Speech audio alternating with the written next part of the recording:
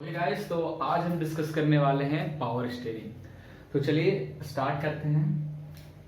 तो ये जो पूरा सिस्टमेटिक मैंने जो डायग्राम बनाया है ये हमारा पावर स्टीयरिंग का डायग्राम है, जिसे हम एक और नाम से जानते हैं हाइड्रोलिक स्टीयरिंग। इसे ही हम हाइड्रोलिक स्टीयरिंग कर रहे हैं। हाइड्रोलिक, हाइड्रो मतलब कोई फ्लूइड का यूज कर रहे हैं। कुछ फ्लूइड के यूज से हम स्टीयरिंग सिस्टम में with the help of fluid हम अपना स्टीयरिंग सिस्टम को वर्क करेंगे।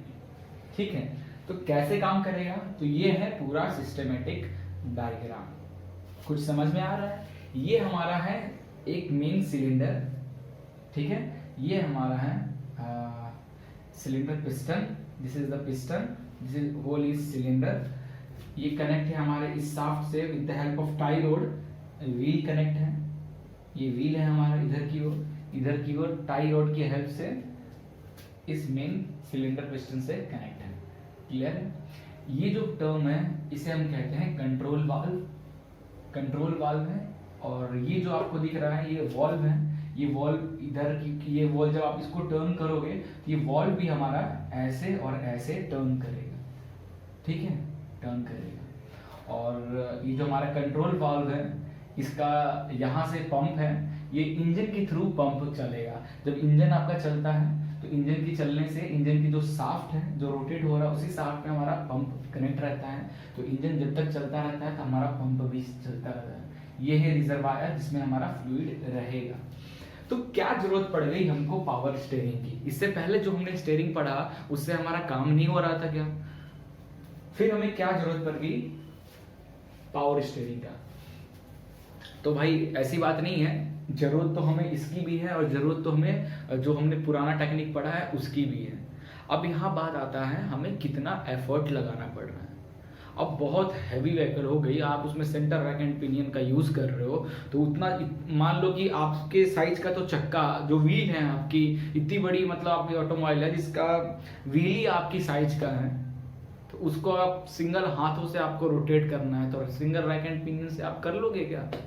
बहुत डिफिकल्ट है। कितने टन टन कहते हो हमारे व्हील होते हैं, बहुत ज़्यादा डिफिकल्ट है, रोटेट ही नहीं कर पाओगे।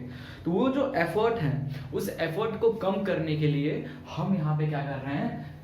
पावर स्टीयरिंग का यूज कर रहे हैं, हाइड्रोलिक स्टीयरिंग का यूज कर रहे हैं। With the help of hydro, with the help of fluid हम स्टीयरिंग सिस्टम का काम करेंगे। आइए देखते हैं अब ये वर्क कैसे करता है। अच्छा, तो ये कब हम बनाए? ये स्टीयरिंग सिस्टम क्या आप हर गाड़ी में यूज कर सकते हैं? नहीं, हर गाड़ी में यूज नहीं कर सकते। क्या जरूरत है? काफी ज्यादा कॉस्टली होता है ये सिस्टम। बड़े बड़े व्हीकल्स में, जो हैवी व्हीकल्स होती है ना, उनमें ही यूज करना। ये नहीं कि आप मारुति 800 में यूज कर दिए, टाटा में कोई छोटी मोटी 4 व्हीलर में यूज कर दिए, नैनो में यूज कर दिए, नहीं, ऐसा नहीं हो। ठीक है, तो जब भी आपको जो आपका फोर्स है 10 न्यूटन से एक्सीड करता है, ठीक है, 10 न्यूटन से ज्यादा अगर आपको फोर्स लगाना पड़ रहा है अपनी स्टीयरिंग, अपने व्हील को लेफ्ट या राइट टर्न करने में, आपको फोर्स 10 न्यूटन से ज्यादा लगाना पड़ रहा है, तब ये सिस्टम आप पावर स्टीयरिंग या हाइड्रोलिक स्टीयरिंग का यूज आप करोगे। इतना क्लियर है ना? अब जो हम इसमें फ्लूइड यूज कर रहे हैं वो फ्लूइड कौन सी फ्लूइड होती है? जो एसएई रेटेड फ्लूइड का हम जनरली यूज करते हैं इसमें। ठीक है, SAE 5W या SAE 10W और भी फ्लूइड होते हैं, बट स्टैंडर्ड फ्लूइड SAE क्या है? Society of automotive engineering. ठीक है, 5W 10W ये फ्लूइड है। ये फ्लूइड का हम यहाँ पे यूज करते हैं क्योंकि इसकी विस्कोसिटी अच्छी होती है, हीट रेजिस्टिविटी अच्छी होती है, इसलिए हम ये फ्लूइड का यूज करते हैं, स्टैंडर्ड फ्लूइड। ठीक है, ये हो गया। अच्छा, तो जो प्रेशर हम यहाँ मेंटेन करके रहते हैं वो कितना रहता है? 7 मेगापास्कल। 7 पास्कल। ठीक है, तो अब प्रेशर कितना मेंटेन करके हमको रखना पड़ता है? Approximate 7 pascal megapascal. ठीक है, ये लग रहा था डाउट। 7 मेगापास्कल जो प्रेशर मेंटेन यहाँ पे रहता है वो 7 मेगापास्कल का प्रेशर यहाँ पे मेंटेन रहेगा। तो चल, ये सब चीजें होते हैं हम तो जान गए। अब हम इसका वर्किंग स्टार्ट करते हैं, तुरंत वर्किंग स्टार्ट करते हैं। क्लियर है? मैं ये टर्म को मिटा दे रहा हूँ, आई थिंक आप नोट कर लिए होंगे। ओके, तो फिलहाल जो अभी डायग्राम है, मैं रिजर्वायर में फ्लूइड भरना स्टार्ट करता हूँ। ठीक है, मैं फ्लूइड रिजर्वायर में, ये हमारा फ्लूइड है, मैं रेड कलर से जो दिखा रहा हूँ ना वो फ्लूइड है, ठीक है। चलिए ये पंप क्या करेगा, इंजन से कनेक्ट है, ये पंप क्या करेगा, रिजर्वायर में जो फ्लूइड है उसको ऊपर की ओर खींचकर इधर की ओर आउटपुट देगा।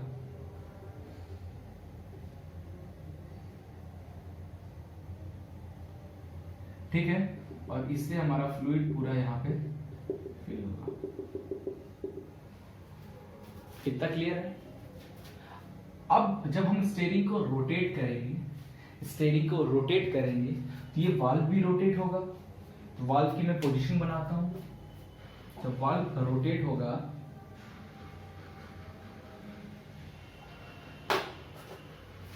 तो अब ये जो वाल्व का पोजीशन होगा वो कुछ इस तरीके से हो जाएगा।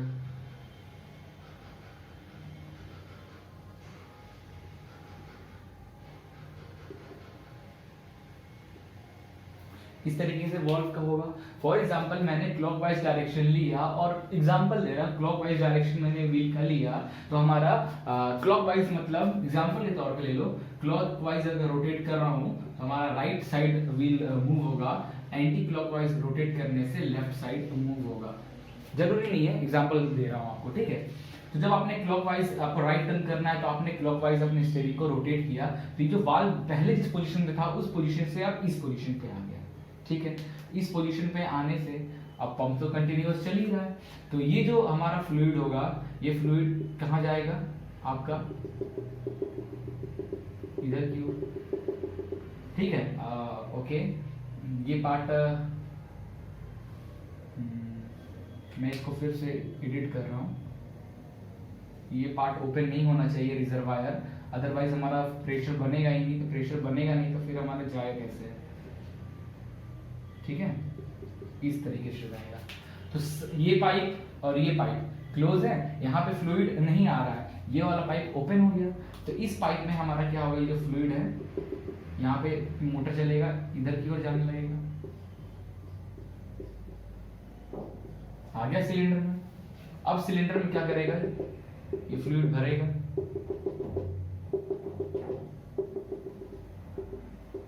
ठीक है।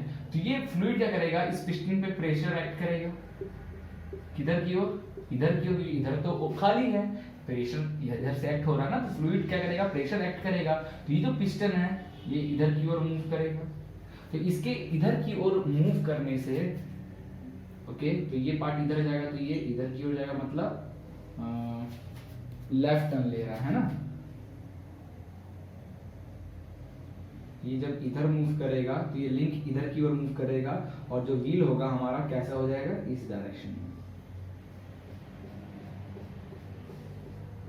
ठीक है। तो अगर मैं ऐसे खड़े हूं तो लेफ्ट डायरेक्शन ले रहा है, तो मिटा देते हैं यहाँ क्लॉकवाइज डायरेक्शन से हम यहाँ लिख देते हैं लेफ्ट रोटेट होगा और एंटी क्लॉकवाइज से हमारा राइट टर्न लेगा, ठीक है। तो लेफ्ट टर्न ले रहा है, समझ में आ गया कैसे काम करना है, ओके ना। ये हो गया, तो ये पिस्टन जब इधर की ओर आएगा, तो ये पिस्टन जब इधर की ओर आएगा तो आप फिर अपना रोटेट, आपको जितना रोटेट करना है उतना रोटेट कर लिया, उसके बाद आप छोड़ दोगे, तो जितनी फ्लूइड यहाँ ये पिस्टन, फॉर एग्जांपल पिस्टन बाद में यहाँ पे आ गया, तो पिस्टन के यहाँ आने से क्या हो जाएगा,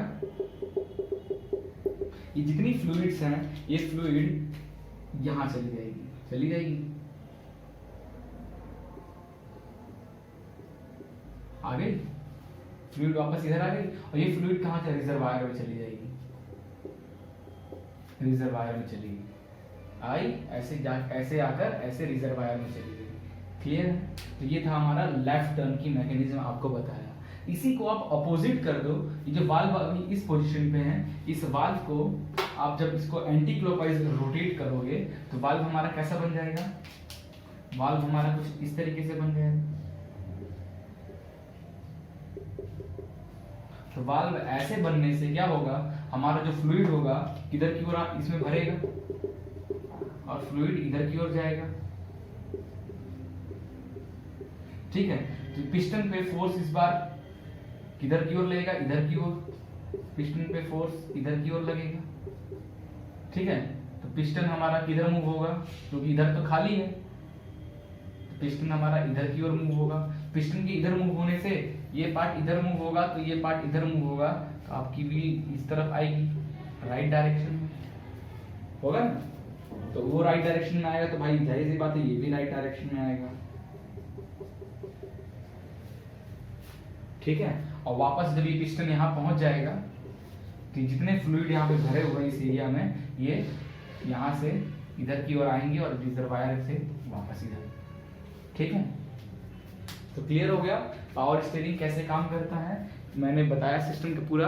आप इसको एक वीडियो कहीं नहीं समझ में आया तो वीडियो को फिर से आप देखो और थोड़ा कॉन्सेंट्रेट होकर देखो, आपको ये पूरी सिस्टम अच्छे से क्लियर हो जाएगी। Okay, thank you.